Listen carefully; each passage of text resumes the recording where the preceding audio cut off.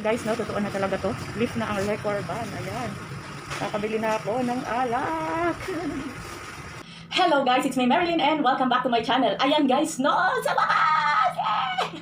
Mag-celebrate tayo guys kasi dito sa Davao na lift na ang liquor ban. Oo guys, na-lift na talaga ang liquor ban finally. So ayan, meron akong patikim sa inyo. Pumunta ako sa 7-Eleven kanina para bumili ng mga alak na ito. Ayan.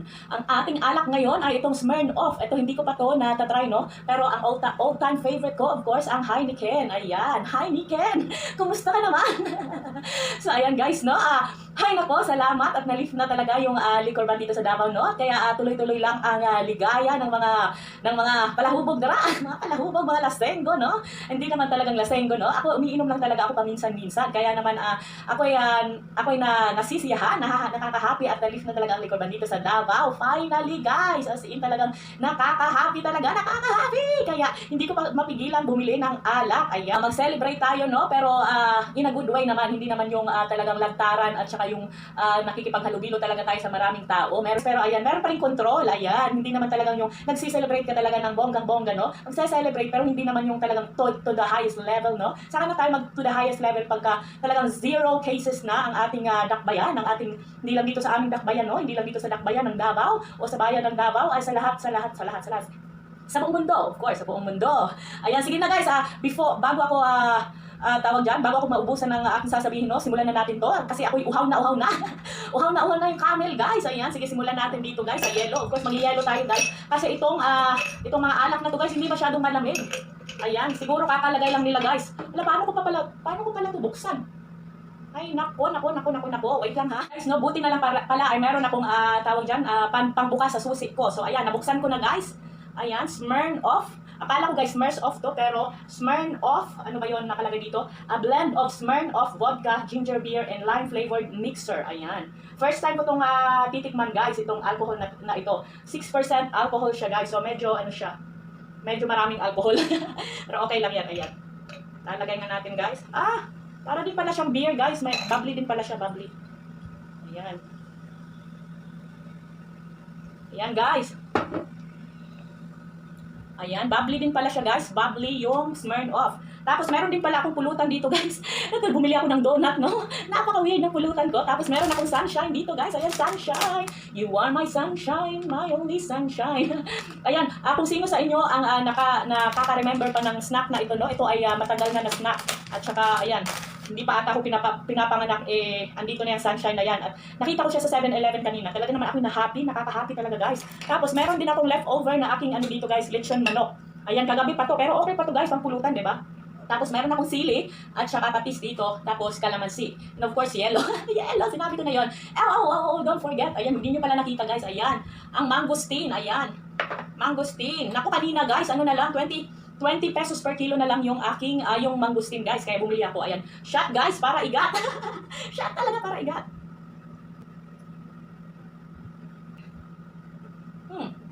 Masarap pala siya guys. Matamis siya. Matamis, para siyang para lang siyang yung, tawag dyan, ano bang tawag dyan? Yung apple flavored na San Miguel. Ayan. Masarap.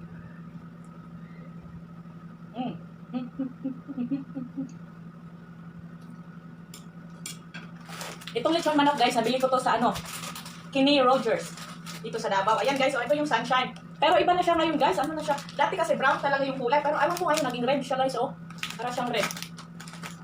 Ayan, pulutan. Tagay guys.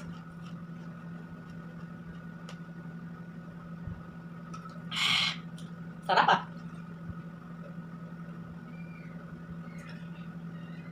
Parang delikado tong inumin guys kasi para lang siyang soft drinks. Delikado tong inumin guys. Akala mo hindi ka palasing, no? Pero pag tayo mo, nako. Pero tingnan natin, isa lang naman to. Hindi naman siguro ako malalasing nito. Ayan. Patikim lang to guys, tikim-tikim lang. Ayan, ngayon po ay September 21, birthday pala ng aking kuya, Manong Silo. Happy birthday sa imuha. Happy birthday to you sa ako ang kuya. Ayan. So, sakto no, na na-lift na yung liquor ban sa birthday ng aking kuya. So, ayan, baka nag-iinuman na sila ngayon. Sarap. Sarap ng lechon manok guys, na pulutan.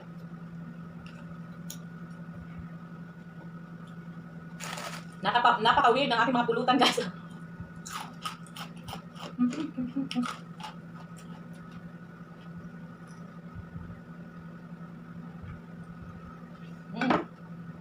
Masarap pala to guys, parang bagong ano ko na to Magiging bagong paborito ko na ata to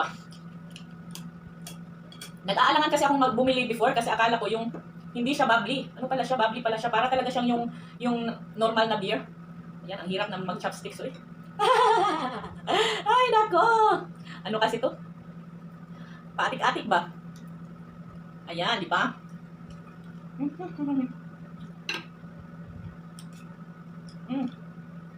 Sarap talaga ng mangosteen guys, walang katulad. Hagbong na.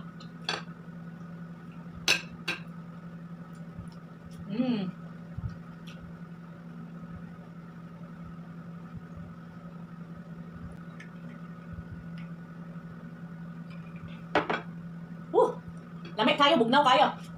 Sarap kasi ang lamig.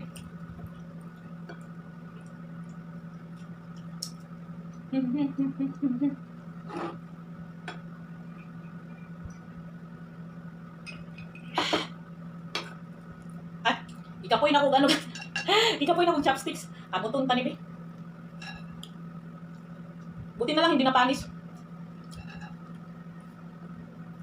Siguro mga another 2 hours panis na to. Pero ngayon hindi pa siya panis. Wala na ba to? Sino ba gumawa nito? Emperador Distillers pala ang gumawa nito guys. Akala ko ano to, ano ba yan? Akala ko akala ko ano to, yung imported ba? Hindi pala no. Ayan. Ako, proud Pinoy. Pinoy made. Pinoy made. Ayan. Ito namang Heineken guys, made from ano ata to? From the Netherlands to ata See, Amsterdam, Holland. Nung pumunta kami sa ano guys, sa the Netherlands before, nakita namin ang ano nito, gawaan ng Heineken. Ayan, sayang nga hindi kami nakapasok Gahol kasi sa oras, kaya ayun.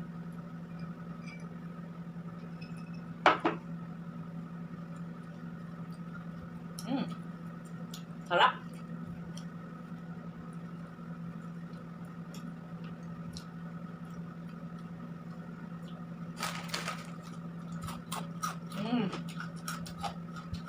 Ayan. Bagong paborito ko na to guys. Itong Smirnoff Vodka Mule. Ayan. Smirnoff Vodka Mule. Ayan. Paborito na kita. Baka naman. Ayan. Sana dalawa na lang pala yung binili ko. Kaso hindi ko pa kasi na-try. Kaya hindi ko alam kung masarap ba o ano. Ito kasing Heineken na to. Old time favorite ko na to. Kaya alam ko na kung ano lasa.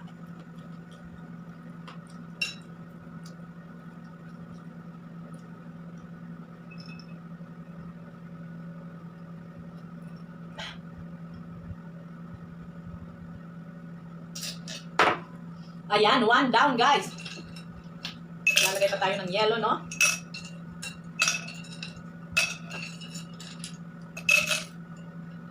Lamig. Ang lamig-lamig. Ang lamig-lamig. Parang nahilo ako. Ang bilis ko kasing ininom guys. Parang nahilo ako.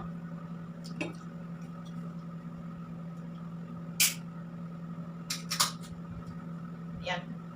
Ayan ang Heineken guys. From Amsterdam. From the Netherlands. Ayan. Heineken.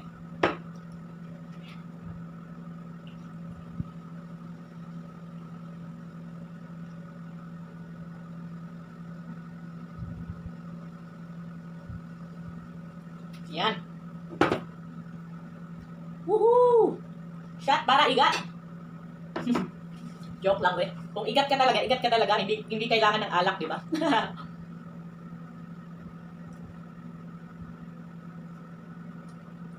Yung igat pala guys sa Tagalog, ano yun? Ano ba sa Tagalog? Malandi. Ayun, malandi ka. Ayan guys, nako, talaga naman. September 21, na-lift na ang leopard ban. September 21, na-lift na ang leopard ban. Nabuang na. Alam, parang nahilo ako guys Nahilo ako.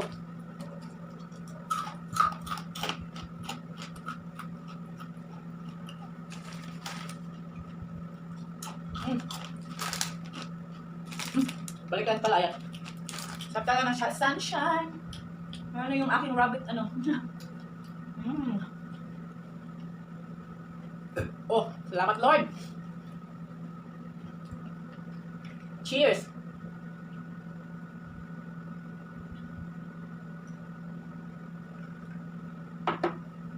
Ayan, itong ano guys, itong Heineken, mapait siya guys, pero hindi siya yung parang Red Horse. Hindi kasi talaga ako fan ng Red Horse guys. Dati yung kabataan ko, pero ngayon, hindi ko na kayang uminom ng ano, Red Horse. Nakainom lang ako ng, pag yung wala talaga, wala talagang iba. Ayan, umiinom ako. Pero nung kabataan, wala namang ano kasi nun. Walang pili ba? Kahit ano, basta nakakalasing. Ay, nako. Nakaalala ko nun, nako. Kami ng mga kaibigan ko. Chip in yan. Eh, wala naman akong pera nun. Palagi nila akong nililibre. Kawawa naman. Yung pera ko nun, sakto lang talaga. Minsan nga nauubos. Nagwa 1, 2, 3 na lang ako sa jeep. Alam niyo ba yung 1, 2, 3 guys? 1, 2, 3 takbo. 1, 2, 3 baba guys. Doon ako sa pinakadulo ng, di ba jeep yan? Doon ako sa pinaka malapit sa ano talaga, malapit sa labasan. Ayan, kapag marami nang bumababa, ayan, baba na ako. Sakto naman doon sa kanto namin, marami mga bumababa doon. Kaya saktong-sakto, pag bumaba sila, ayan. Nakikibaba na lang ako kahit wala akong pamasahe, no? Ayan. Salamat naman sa mga manong driver na alam ko, nakikita nyo ako pero hindi nyo ako sinisita. Kaya maraming salamat talaga sa inyo, no? Nako, talaga naman. Yung talagang, hindi naman kasi tayo anak ng mayaman, no? Hindi tayo pinanganak na mayaman. Kaya ayan. Sana nga all, no? Sana all pinanganak na mayaman, no? Ano kayang feeling ng yung pinanganak ka na mayaman o talagang yung hindi ka na problema kung ano yung babaunin mo, kung ano yung pambabayad mo ng tuition, mga ganyan-ganyan, no? Ano kayang feeling na ganun? Ang sarap siguro, no? Pero thankful pa rin ako, guys. Kahit sa ganun pa man, kahit mahirap ang buhay, eh nakasurvive talaga ako, guys. Nakasurvive talaga kami ng aking pamilya, kaya maraming salamat talaga, Lord. Ayan. Kahit na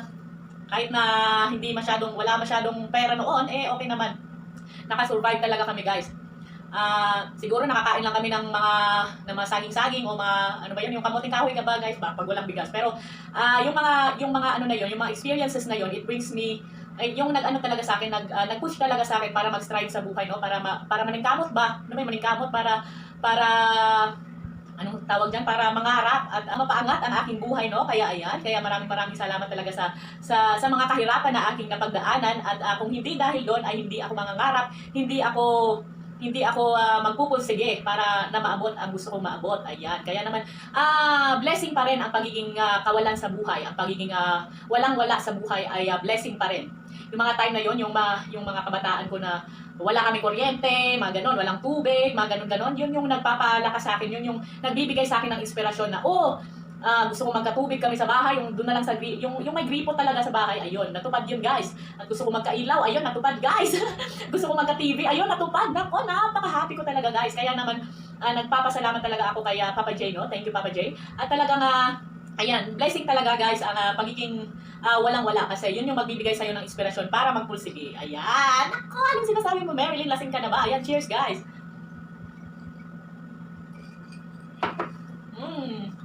So, ano ka bang pag-uusapan natin, no? So, dati nga, guys, di ba wala kami kuryente noon? Yung lahat ng palibot ng bahay namin, guys, meron na mga kuryente, guys. Kami na lang ng mama ko yung wala. Kawawa naman kami ng mga panahon na yun, no? Pero okay lang. At ayan, ngayon ay meron na kaming kuryente talaga, guys. Meron na kaming ilaw sa bahay. Hindi na madilim ang aming kinabukasan. Kaya ayan, ako nakaka-happy talaga, guys, no? Kaya sa mga kabataan diyan, no, na yan, ano bang tawag diyan? Yung hindi pinapahalagahan yung kung anong meron sila ngayon, yung meron kang tubig na tumatagas diyan sa gripo niyo. Nako, ipagpasalamat niyo na yan at huwag na kayong magtulakan kung sino yung maghuhugas ng pinggan. Kasi kami nga dati nag-iigib pa kami, eh. Tapos naghuhugas pa kami ng pinggan. Buti nga kayo ngayon, bubuksan niyo na lang yung gripo, ayan na yung tubig. Naku, kami dati naghahakot pa kami ng tubig, guys, at minsan hindi pa kami pinapahakot yung tawag diyan, yung pinahakutan namin ng tubig, hindi kami makahakot kasi tinanggal yung pangbumba ba. Yung hawakan para sa bumba ba, ano ba yung di ko alam sa Tagalog, guys, pero poso, yung ganun, ginaganon para tumagas yung tubig. Ayan, ako tinatanggal, kaya naman hindi ka nakakakuha ng tubig. Kaya kayo ngayon, kayong mga kabataan ngayon, nako, magpasalamat kayo. At ayan, pagkapunta nyo sa kusina, andyan na yung gripo. Kaya wag na kayong magtulakan kung sino yung paghuhugas ng pinggan. Ayan, ako, yung mga pamangkin ko, nako, ganyan yung mga pamangkin ko, guys, nagtutulakan kung sino maghuhugas. Ay, nako, kaya sinasabi ko nga, nako, Kami dati, naghahakot pa kami ng tubig, tapos naghuhugas ng pinggan. Kayo ngayon na hindi na kayo naghahakot ng pinggan, hindi na kayo naghahakot ng tubig para maghugas ng pinggan, eh, nagtutulakan pa kayo. Ewan ko ba sa kanila guys, mga bata talaga ngayon, oo. Sarap, ang lamig. Kaya ayan guys, ang saya-saya. Naku, parang ang haba-haba na nitong aking vlog guys.